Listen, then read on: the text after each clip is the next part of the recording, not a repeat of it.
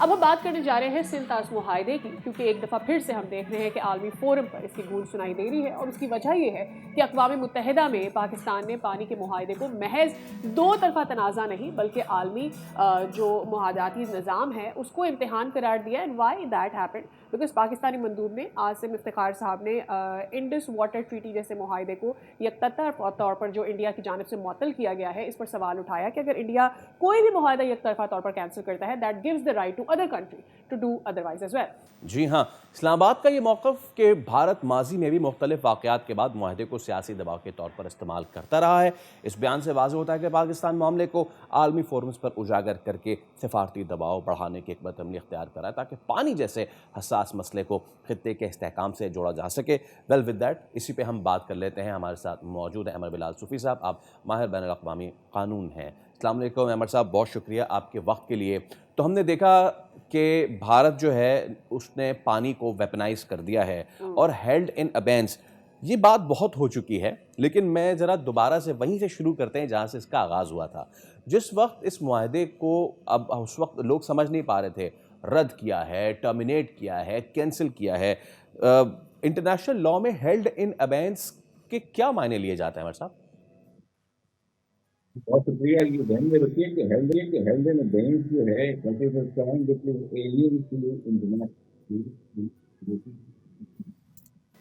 اور number suspend کیا جاتا ہے کسی کو ٹرمینیٹ کیا جاتا ہے.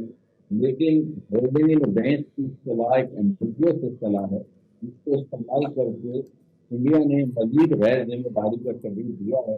اگر وہ سمجھتے ہیں کہ ان کے پاس کوئی گراؤنڈ ہے کہ ٹرمینیٹ کی یا کوئی گراؤنڈ ہے کہ سسپینڈ کی گئی تو اس قانون کا استعمال کیا جا سکتا تھا.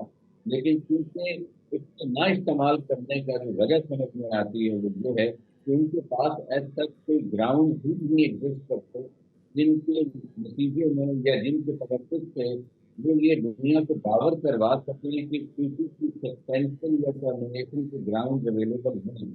تو اس کی وجہ یہ ہے کہ جو ٹریٹی ہے اس کی نیچر ایسی ہے کہ اس کے اندر سسپینشن کی کوئی پروویژن موجود نہیں ہے اور وہ ہو بھی نہیں سکتی اور ہونے بھی نہیں چاہیے. کسی کی ٹریٹی جس کی نیچر بارڈر کی ہو جو بارڈر کی ڈسٹریبیوشن کرتی ہو یا جو پانیوں کی ڈسٹریبیوشن کرتی ہو ان ٹریٹی کی سینسٹیو بہت زیادہ تصور کی جاتی ہے اور بارڈر کی ٹریٹیز کو کبھی چھوڑا نہیں جاتا. ان کی سینسٹیو کیا جاتا ہے.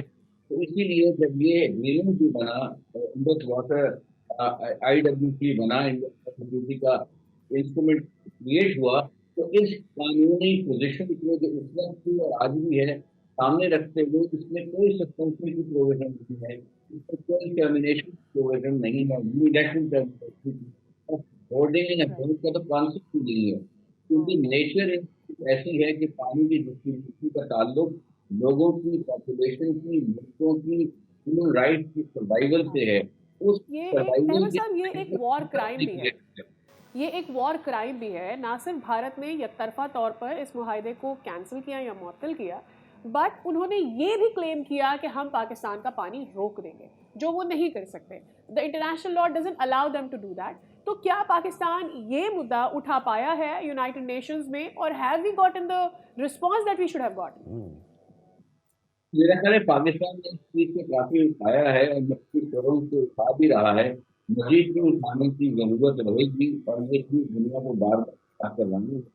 ابھی جو حال ہی میں کچھ دن پہلے جو اسپیشل کانفرنس کی کاؤنسل کے پرماننٹ ممبرز کے ساتھ جس میں پاکستان میں اور اس کے علاوہ جو کاؤنسل کے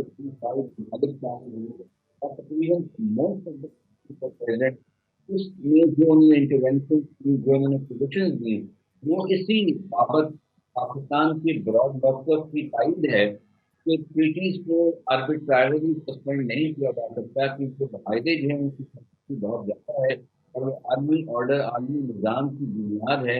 اور یہی آپ کو سمجھ میں آتی ہے کہ اس وقت جو کچھ ڈیولپمنٹ دوسری جگہوں پر ہو رہی ہیں جس کی وجہ سے یہ موقف اور بڑھ کر آ رہا ہے کہ انٹرنیشنل ٹریٹیز کو اپہولڈ اور نیسیسری ہو گیا ہے ورنہ بین الاقوامی نظام خطرے میں پڑ سکتا ہے.